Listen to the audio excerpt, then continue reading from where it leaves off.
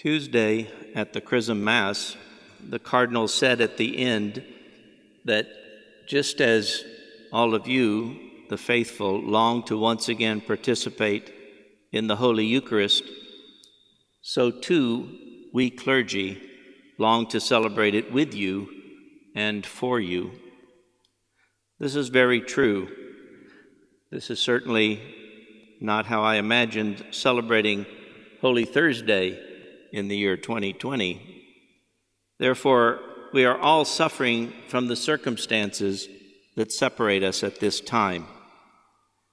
Imagine if Jesus had needed to celebrate the first Eucharist under these circumstances.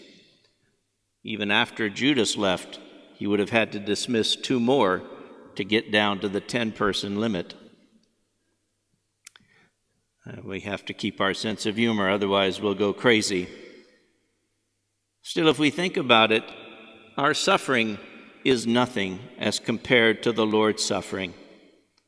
Imagine the anguish in his heart as he celebrated that Passover with his apostles. It was not just that he was about to endure great suffering for our sake and that of the whole world, but it was saying goodbye to his friends. His existence would change, and he would not be with them again in this way.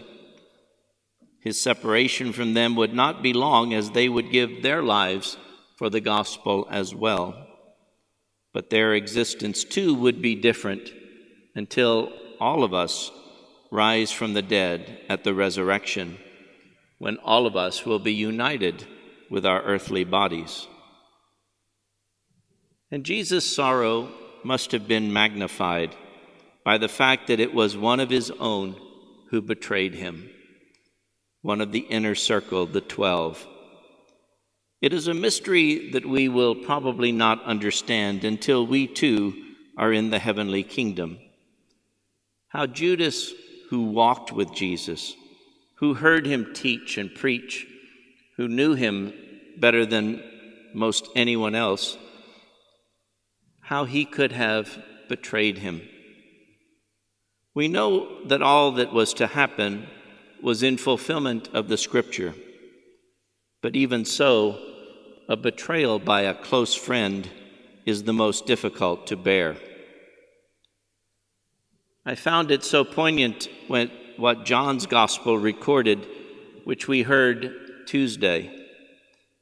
When John asked Jesus who his betrayer will be, Jesus answered, "It is the one to whom I hand the morsel after I have dipped it." So he dipped the morsel and took it and handed it to Judas. It says, after Judas took the morsel, Satan entered him.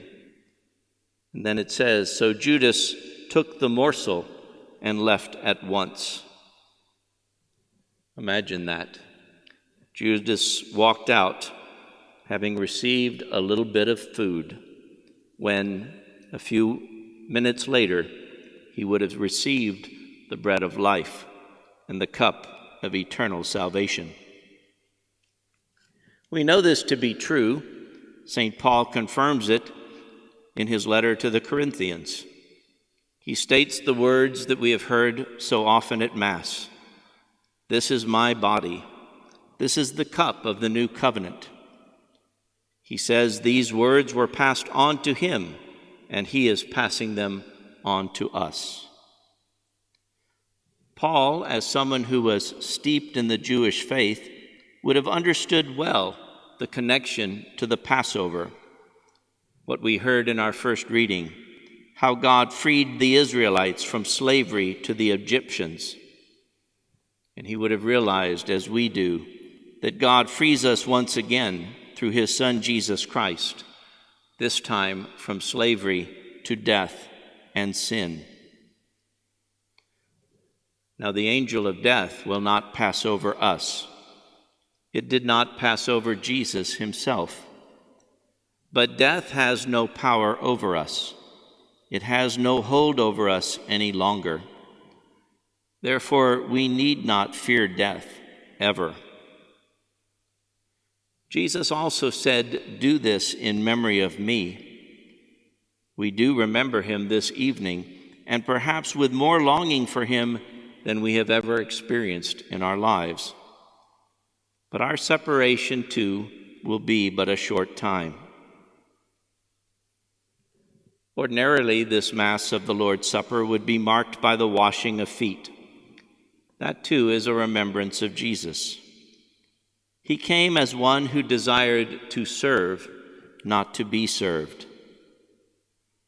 As I renewed my priestly commitments with the Cardinal at the Chrism Mass, even though it was, as tonight, spiritual presence to him rather than a physical presence, I was reminded of that. My commitment is to serve you, the people of God. In fact, I was reminded of it in another way. Like most of you, I imagine, my family has been keeping in touch by video chats.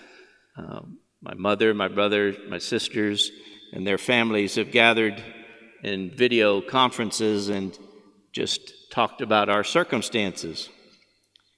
Well, at one point in our most recent conversation, my niece came on and asked me where my wife was. I said, well, I don't have a wife. She said, why not? And I said, well, I'm a priest. I've given my life to God. And in doing that, I made a promise not to marry, because if I was married, my first responsibility would be to my wife and my family, whereas now my first responsibility is to the people of God. Occurred to me later, I could have reminded her that Jesus wasn't married either. But here again, it brought to my mind my commitment, what I have committed my life to. The final meaning of Holy Thursday is something I've mentioned before. It is not only about choosing to serve, it is about humbling ourselves to be served. That lesson has probably been driven home even harder now. Many of our brothers and sisters are being served in this, their hour of need. Our brothers and sisters in the healthcare profession, our firemen, policemen, EMTs, all of them are putting their health and safety on the line in service of our sick. Our prayers go out to them. This virus has humbled us all.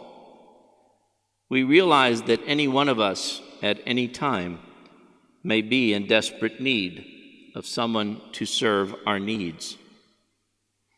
I have been truly humbled by the outpouring of support that you have shown to me and Father Joy in this crisis, and that you have shown to one another as well.